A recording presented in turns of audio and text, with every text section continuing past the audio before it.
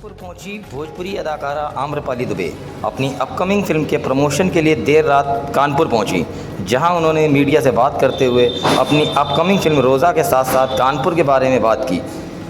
इसके साथ ही उन्होंने महिला सशक्तिकरण, भोजपुरी में अश्लीलता के आरोप और पॉलिटिक्स में जाने को लेकर अपनी विचारधारा के बारे में खुलकर बात करी। भोजपुरी अदाकारा आम्रपाली ने क्या कुछ कहा मीडिया से, आइए सुनते हैं। जी, आप कानपुर आई हैं। कानपुर में अपने प्रदर्शकों से मिलकर आपको कैसा लग रहा है और कानपुर के बारे में आपकी क्या राय है? सबसे पहले तो मुझे बहुत ज़्यादा खुशी हो रही है यहाँ के लोगों से मिलकर, क्योंकि मुझे लगता है मैं पहली बार शायद कानपुर आई हूँ। उत्तर प्रदेश में कई सालों से मैं फिल्में शूट कर रही हूँ और बहुत सारी गैदरिंग्स के लिए आ रही हूँ। आई थिंक बचपन में एक बार किसी शादी में आई थी कानपुर, उसके बाद अब आ रही हूँ सीधा कई सालों बाद। तो एयरपोर्ट से लेकर यहाँ तक जितने भी लोग मिले सबने बहुत प्यार, बहुत सम्मान दिया। बहुत खुशी हुई यहाँ पे आके। और सोशल मीडिया पे मेरे सारे दोस्त हमेशा मुझे लिखते रहते हैं कि मैम कभी कानपुर आइए, कानपुर आइए। तो आई थिंक जितने लोग मिले उन्होंने बहुत प्यार दिया। आई एम वेरी ओवरवेल्म्ड। आने वाली फिल्म जो है आपकी, तो दर्शकों के लिए क्या कुछ खास है, कुछ बताइए। जी, हम अभी जिस फिल्म के बारे में यहाँ पे बात करने आए हैं, उस फिल्म का नाम है रोज़ा, जिसका डायरेक्शन किया है हमारे इश्तियाक शेख बंटी जी ने, जो यहाँ पर हैं हमारे बीच। और I think this is a story जो हम सब चाहते थे कि लोगों तक पहुँचाए। इसे हमने बहुत शिद्दत से और बहुत दिल से बनाया है। आप सबके बीच ये फिल्म बहुत जल्द आएगी, बस अपना प्यार दीजिएगा, इस सिनेमा को देखिएगा। रोज़ा का हमने पोस्टर देखा, उसमें आप नकाब पहने हुए हैं और जिस तरीके से ट्रेंड चला है कि हम लोग इस तरीके से आर्टिकल तस्वीर फाइल हो गई, जब केरला स्टोरी हो गई, ये मुस्लिमों को करने वाले एक आरोप लगते हैं कि इस तरीके से स्टोरी बन रही है। क्या ये उस तरीके की है या मुस्लिमों के उनके बारे में बताने? आई थिंक मैं ज़्यादातर मैं जो फिल्में करती हूँ वो मैं महिलाओं के पक्ष में बात करने की कोशिश करती हूँ। और इस बात से हम बिल्कुल भी मुकर नहीं सकते कि हमारे देश में एक बहुत बड़ा वर्ग मुसलमान महिलाओं का भी है जो आज सेलिब्रेट कर रही हैं। तो उन्हीं की कहानी, उन्हीं में से एक लड़की रोज़ा की कहानी आप सबके बीच लेकर आ रहे हैं हम। आई थिंक कुछ स्टोरीज होती है ऐसी जिन्हें बताना, जिन्हें लोगों के सामने ले आना बहुत ज़रूरी होता है। और फिल्म रोज़ा रिवॉल्व्स अराउंड ट्रिपल तलाक, and I think it was a topic that we had to put forward in front of people. बहुत सारी ऐसी बातें होती हैं जो हमें पता भी नहीं होती है डिटेल्स। कई सारे हमारे देश में कई वर्ग के लोग रहते हैं जिन्हें बाकी लोगों के साथ क्या हो रहा है उसकी पूरी तरह से जानकारी नहीं होती। तो ये फिल्म हमारी कोशिश है, हमारे राइटर हैं शकील नियाजी जी, उनकी, इश्तियाक शेख जी की, मेरी ये कोशिश है कि हम अपने स्तर पे कैसे वुमेन एम्पावरमेंट का एक पहलू ये भी आप लोगों के सामने पेश कर सकें, वो हमने करने की कोशिश की है। महिलाओं की बात करी है, वुमेन एम्पावरमेंट की बात करी है, भोजपुरी या भोजपुरी में काफी आरोप लगते हैं महिलाओं को लेकर के। आपको क्या कहना है कि महिलाओं की स्थिति भोजपुरी बोर्ड में या भोजपुरी में क्या है? आई थिंक जो भी आरोप लगते हैं या जिनके भी साथ, और मैं किसी भी इंडस्ट्री की बात कर रही हूँ, मैं सिर्फ भोजपुरी फिल्म इंडस्ट्री की नहीं, मैं सारी इंडस्ट्रीज की बात कर रही हूँ, मैं कॉर्पोरेट फर्म्स की बात कर रही हूँ, मैं लोकल ट्रेन्स की बात कर रही हूँ, मैं बीएसटी बसेस की बात कर रही हूँ, मैं पब्लिक ट्रांसपोर्ट की बात कर रही हूँ, मैं पूरे विश्व पटल पर जो भी महिला अनसेफ फील करती है उन सबके लिए ये कहना चाहती हूँ कि अगर आपको अनसेफ महसूस हो रहा है तो हमारी प्रशासन आपकी मदद करने के लिए हमेशा उपलब्ध है। उत्तर प्रदेश में 112 है ना, 112 पे कॉल करिए, जो भी आपको परेशान कर रहा है। एक कितना 1090 सीधा कॉल लगाइए, जो परेशान कर रहा है उसकी वाट लग जाएगी। मेरी शॉर्ट ये तो मैम आपने प्रशासनिक बात की, मैं आपसे कह रहा हूँ एज अभिनेत्री, आप एज एन अभिनेत्री also I am saying that in any form, किसी भी जगह पे, किसी भी वर्क प्लेस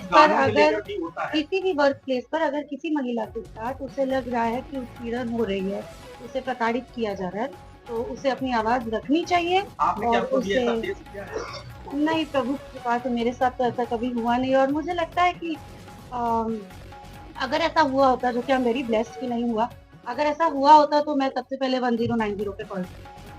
मैडम कब रिलीज हो रही है? बहुत जल्द, ये तो सर बता पाएंगे हमको। अभी हमारी शूट की मतलब लगभग तैयारी जो है वो फर्स्ट शेड्यूल की हो चुकी है।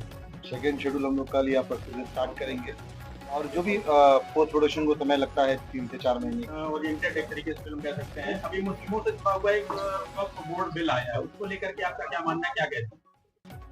मुझे लगता है कि जो बिल पास होता है हमारी संसद में वो पूरे देश के लिए अच्छा होता है, तो ये भी अच्छा ही होगा। जब बहुमत से पास हुआ है ये बिल तो बहुत अच्छी बात है। और जितना सशक्ति से हमारा देश आगे बढ़ रहा है, अब इस बिल के पास होने के बाद और सशक्ति से आगे बढ़ेगा। जो पैसे जिन जरूरतमंदों के पास जाने चाहिए वहाँ पहुँचेंगे, तो इस बात की पूरी देश में खुशी की लहर है। अच्छा, फिल्म की अगर बात किया जाए तो आपका जो फिल्म में किरदार है वो कितना अलग है बाकी किरदारों से और क्या कुछ खास है इस किरदार में? बहुत अलग है।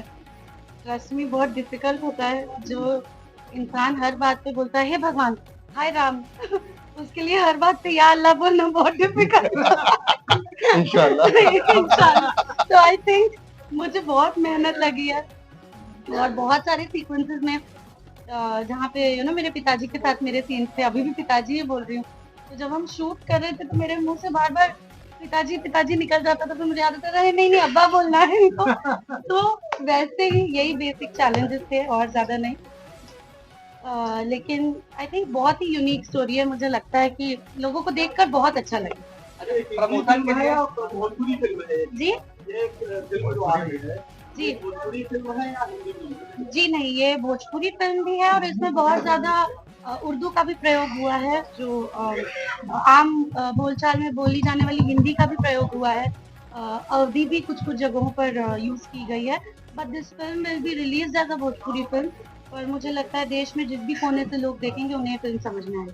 मैम, आपने प्रमोशन के लिए कानपुर को ही क्यों चुना और क्या कुछ खास है कानपुर में और कानपुर के लिए क्या संदेश देना चाहिए? कानपुर तो मुझे आप ही सब लोग ले आए खींचकर। और हमारी जो फिल्म है ये NJFC एक्सेल एंटरटेनमेंट बना रही है, जिनका ऑफिस और हमारे प्रोड्यूसर मेनली कानपुर से बेस्ड हैं। तो इसीलिए हम यहाँ पर कानपुर में प्रेस कॉन्फ्रेंस करने के लिए एंड दैट्स इट। कानपुर में मैम अगर आप 2-3 दिन रुके तो कहाँ जाना चाहेंगी, क्या खाना चाहेंगी, कुछ ऐसा आपको पता हो? मैंने सुना है कि यहाँ का स्ट्रीट फूड बहुत अच्छा है, यहाँ की चाट बहुत फेमस है, तो मैं बिल्कुल खाना चाहूंगी। लेकिन इन लोग ने मुझे पहली बार ही बता दिया कि आपको 4 माला चढ़ के आना पड़ेगा, तो प्लीज चाट वाट मत खाइए। ये उनका मैसेज क्लियर हो गया था मुझे। तो अब नहीं, जी सॉरी आप हीरो, हाँ फिल्म में लगातार भोजपुरी के जो गाने आते हैं उसपे आरोप लगता है कि वो महिलाओं को अश्लीलता की तरफ ले जाते हैं और उनमें काफी ज्यादा देखा जाता है कि डबल माइंड गाने होते हैं और उनमें अश्लीलता परोसी जाती है। ऐसे में सवाल बड़ा खड़ा होता है, कई बार ये सवाल भी आते हैं कि इस तरह के गानों पर रोक लगे।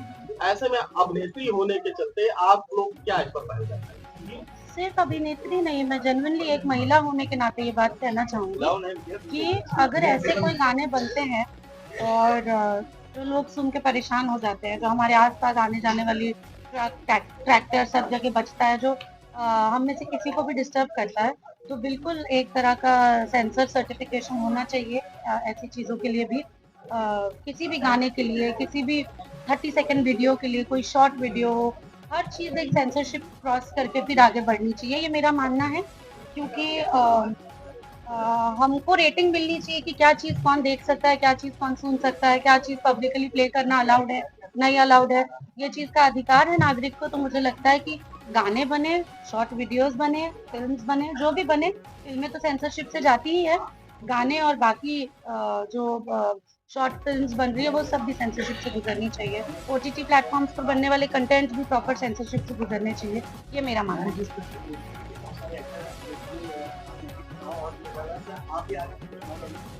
अरे नहीं, फिलहाल तो मैं अपनी अच्छी स्क्रिप्टों के लिए लड़ के ही परेशान हूँ कि मुझे अच्छी स्क्रिप्ट दे दो यार, वरना मैं जान ले लूंगी।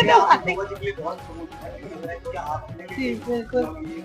देखिए, मैं I resonate with the party and the ideology जिसको दिनेश जी सपोर्ट करते हैं, रवि किशन जी सपोर्ट करते हैं, मनोज तिवारी जी सपोर्ट करते हैं।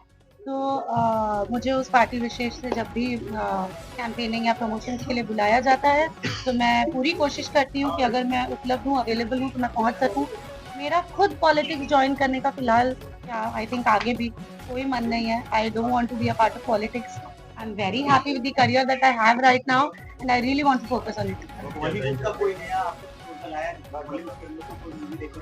बिल्कुल, बिल्कुल कई सारे प्रपोजल्स आते हैं बट अगेन मैं यही कहना चाहूँगी कि जब आप गोरखपुर की रहने वाली हो और आपके मन में ये इच्छा हो, ये लालसा हो कि आप अपनी मातृभाषा में फ़िल्में करें और अपनी रीजनल इंडस्ट्री को इतना बड़ा बनाएँ कि जैसे बाकी रीजनल इंडस्ट्रीज़ को हम देखते हैं आज फ्लरिश होते हुए, मैं सच में चाहती हूँ कि भोजपुरी को भी मैं उस स्तर पे देखूँ बहुत जल्द। तो मुझे ऑफर्स आते भी हैं तो भी मैं कोशिश करती हूँ कि मैं पहला अपना प्रायोरिटी भोजपुरी को दूँ और जब मुझे कोई ऐसी स्क्रिप्ट मिलेगी कि मुझे लगेगा करना चाहिए तो मैं बॉलीवुड में भी काम करूँगी। Thank you so much.